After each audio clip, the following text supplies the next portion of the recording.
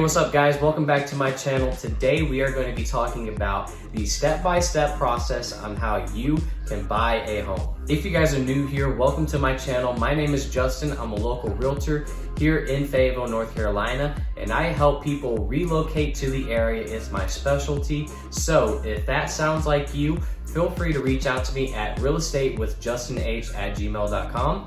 I'd be more than happy to help you guys out. Also, if you guys would like to grab a copy of my free PCS guide, you can find the link for that in the description.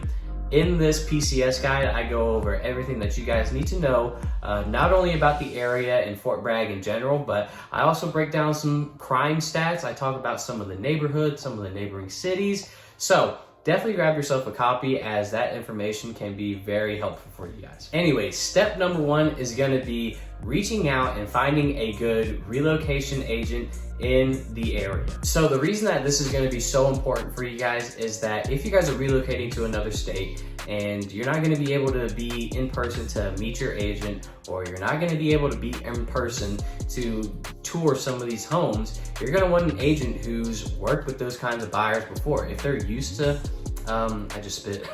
if they're used to in-person showings and dealing with in-person buyers and people being in the same time zone, that's huge right now. They're not going to be used to accommodating you and making different changes specifically just for you. So me personally, I've helped people PCS here from Hawaii, which has a 6-hour time difference. I've also helped people PCS here from Japan, which is a 13-hour time difference. So I have my own systems and processes for that, and basically everything is going to be done virtually, and all the videos that I send you, it's going to be videos that I send you for any kind of home tours or anything like that, if we're not able to do it via FaceTime or whatever. The same goes for meeting with them whenever that time comes. If you're not able to meet your agent in person, which is often the case, so oftentimes it's just easier to do everything virtually.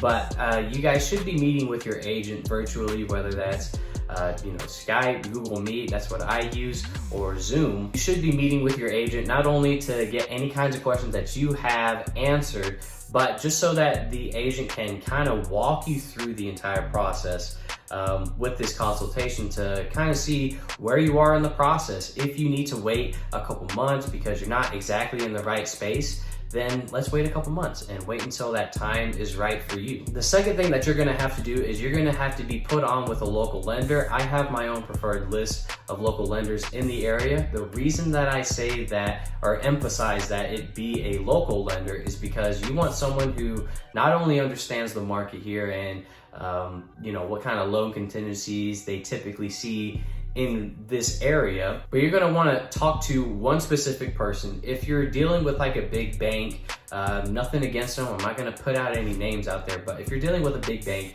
typically what happens with those kinds of loan processes is it has to go up through a chain of command, and then it comes all the way back down to that chain of command, and then we finally get an answer on, it could just be a simple question, it could be a loan contingency, it could be an appraisal contingency, and sometimes those delays can cause a delay in the whole process. Sometimes it can be whole weeks, sometimes it's days, and it's just an aggravating process where if you choose a local lender where it's just one person, you're dealing with one person and they can answer any kinds of questions you have, or if there's any kind of loan contingencies or appraisal contingencies, they can deal with those head on immediately, and it's strictly just them. What your lender's job is going to be looking at all of your pre-qualifications to give you a pre-approval letter. So they're going to be looking at your income, they're going to be looking at your debt to income ratio, they're going to be looking at your credit score, they're going to be looking at your job history. So essentially everything. They're going to be looking at everything that you have and seeing what your max buying power is.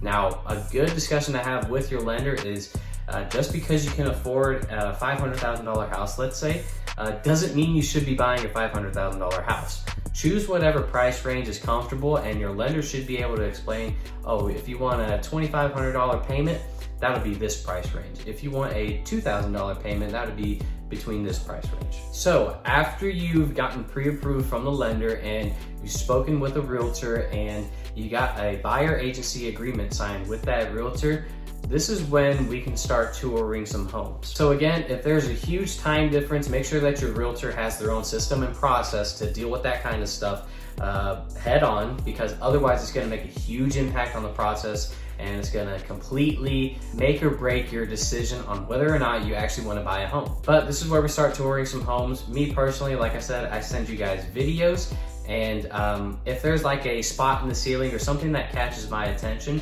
what I do in that video is I will take my phone, I will put the camera up close to it just to make sure that, you know, we don't miss it, and then I continue on with the tour, okay? After that, we go under contract, and there is a bunch of things that happen here. The first thing is going to be due diligence money. If you're not familiar with what due diligence money is it's essentially bribe money that you're going to give to the seller, and you're just basically convincing them to take their home off the market for you so that you can do inspections. But it's also for the seller, it's for their peace of mind as well, because for you, they want you to have some kind of skin in the game. So if you give $1,000 that's non-refundable to the seller, that shows them, okay, if they want to back out for whatever the reason is, you're going to lose that $1,000, and that's going straight to my pocket. So that's usually the first thing that you got to deal with. That happens within the first 24 to 48 hours. Immediately following that, it's scheduling your home inspection. After we get the home inspection back, then we are going to submit a repair request. Usually, all this is going to depend on market conditions and how competitive it is, but usually we will submit a repair request after that to the listing agent. After that, the repairs are then made either by the seller or whatever is negotiated. After that, it's usually the appraisal. This is where the appraiser goes in there, and the appraiser can actually make their own list of required repairs. So that's appraisal required repairs, but on top of that, the appraised value can make or break the home, and they can make or break the deal. After all that is done, you know, all the repairs are made, after everything has been negotiated, after we've gotten through any kind of hurdles that the appraisal has given us, we do a final walkthrough, where this is essentially going to be how you purchase the home. Whatever condition it's in, whenever you do this final walkthrough, that's how it's going to be when you sign on the dotted line and you come back the next day and you open that door. That should be how the home looks. But after the final walkthrough is completed, that is when you sign on the dotted line. Usually it takes the attorneys roughly a day or so. I've seen it happen before where it's earlier than that, but usually it takes them a little bit just to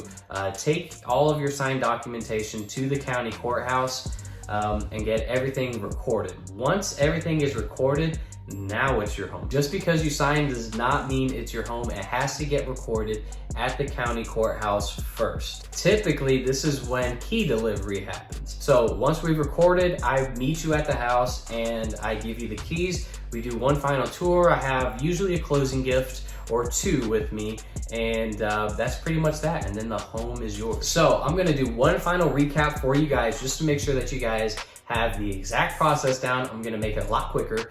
So here it is.